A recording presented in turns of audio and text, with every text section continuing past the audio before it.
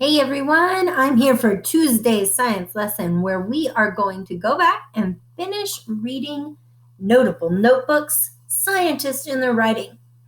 Yesterday, we saw Galileo's notebook. We saw the notebook of Sir Isaac Newton with all his math. We saw the drawings of Beatrice Potter's notebook. Today, let's see what else notebooks might hold. On the rooftop of a bank, Maria Mitchell could be seen, peering through her telescope as part of her routine.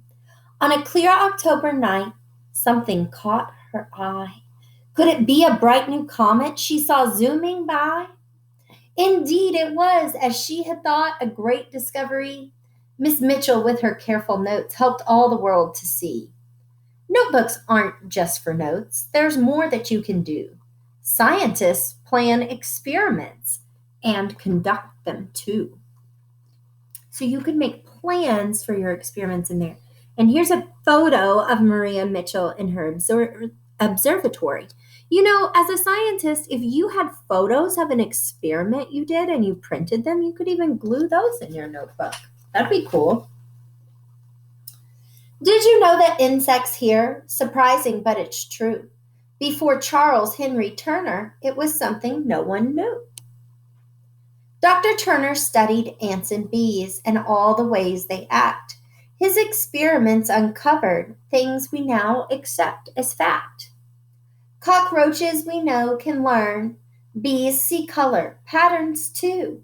Without Dr. Turner's notes, we'd think that insects only flew. So Dr. Turner was able to discover what insects can do. It's kind of cool. A notebook is a place to plan experiments or tests, and also to see patterns in what data could suggest. So if you wrote down all your observations and notes, you might look back and begin to see patterns and have knowledge from that, new ideas. High atop a craggy peak with a notebook and a pen, Dr. Lonnie Thompson surveyed Peru once again. He studied where a glacier lay, then looked back in his book. A single glance at early notes was all that it then took. This glacier is retreating. There's no doubt at all on that. The world has gotten warmer since the last time I here sat. Scientists craft explanations to find the missing link. Good thing that in a notebook one can reflect and think. So these are photos he took, and it shows how much the ice has melted over the years. So this one was taken in 1978, and this one was taken in 2004. It's quite a different observation, isn't it? In a forest of Gombe, Jane Goodall sat quite still. The chimpanzees were very close, their nearness such a thrill. She observed for many years, described their lives in play. Her notes on their behavior are important still today. Many a page of journal writing helped her understand our relatives, the chimpanzees, and thus her fellow man.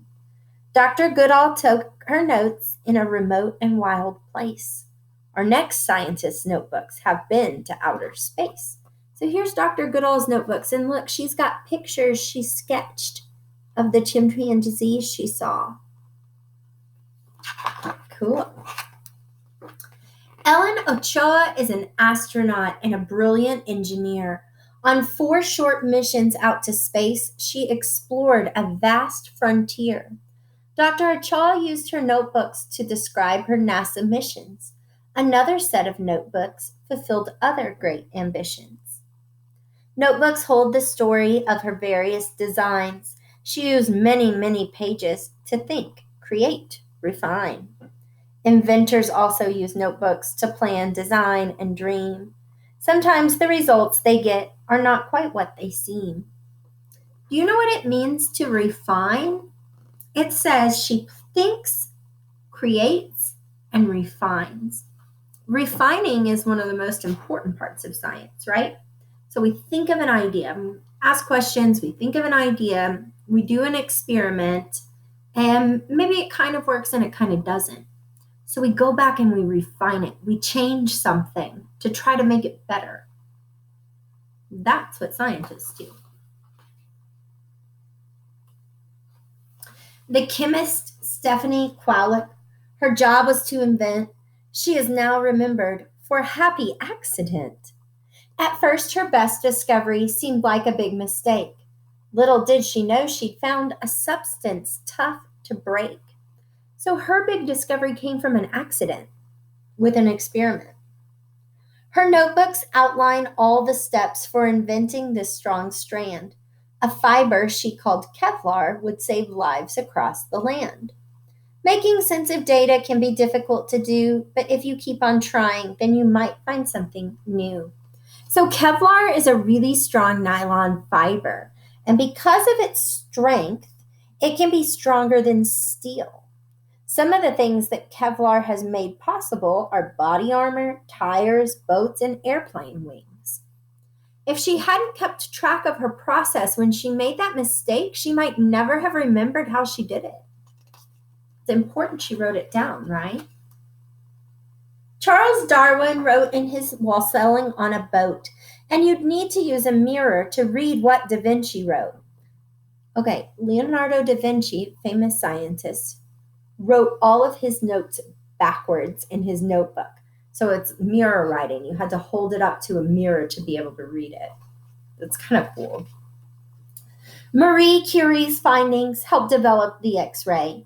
Did you know her notebook is radioactive still today? Their studies may be different both in subject and in style, but the modest science notebook has been essential all the while. Gregor Mendel, Albert Einstein, Rachel Carson, too, they all relied on their notebooks. Now, what about you? So here's some ideas they have. It says you don't need a fancy notebook. They've labeled it though. That's kind of fun. They've got some cool drawings going on. It says decide what you'd like to study, write about your findings, and share your work. So here's what I want to tell you. Your science notebook can always be added to. I'll give you some things to write in it this year. I'll even ask you to share it with our Padlets and Flipgrids. But if you ever want to add something extra, if you've been doing your own research or your own science and you want to add it to your science notebook, it's your space to do that. Here's what I ask. I ask that you keep a neat table of contents. It helps you stay organized. So it might look like this. Yesterday we set it up. We wrote table of contents and we wrote our first page number. We're going to title this page Science Notebooks, just like this. Now watch, because whatever your chapter is titled in the table of contents, that's your heading on that page. So I'm going to turn to page 1, next page in my book. And look what I've done. I've labeled it page 1 so that when I see my table of contents and it says 1, I can look in the top corner and I can find that. So you can do that now.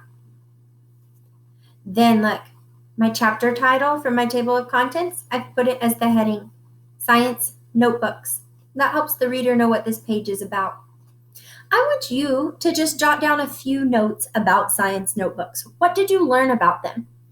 I chose to do mine like this. I did 3 bullet points. Things I know that science notebooks have. So I said science notebooks can have diagrams. And I drew a little diagram of a flower because I know plenty about flowers. I can just label that. A stem, a leaf, a petal. I said they can have questions. Like, how does gravity work? Why is the sky blue? I just gave a couple examples. They can have ideas. And I wrote some sentence stems that I think I might like to use this year. I wrote, I think, means I have an idea, right? I observed, that means I saw it, or I heard it, or maybe I tasted it, although I probably shouldn't taste things in science, right? I wonder. I know. Maybe I proved something. I know something. Your page might look a little different than mine because it's your thinking and your notes. These are some ideas. You're welcome to use my ideas. You can copy them in your notebook if you want to, or you can think of your own. But I want you to start thinking about what you want your science notebook to look like this year. I think by the end of the year, we're going to have something really cool that you can keep forever and ever in your science notebook. All right, have a great rest of your afternoon. I will see you tomorrow.